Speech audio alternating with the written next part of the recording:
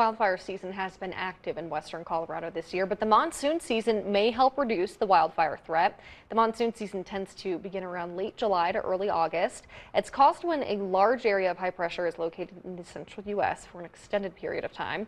The clockwise wind flow around the high pressure allows moisture to move in from the south. The humidity and the chance for rain increase, which can reduce the wildfire threat, and it can produce wetting rains and thunderstorms to help reduce the risk of wildfires being sparked by lightning.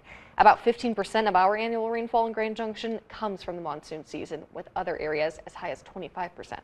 Statistically, we tend to think late July, early August is where we start looking for it. So, this year we're about right on, scheduled, if you will, timeline of when it arrives.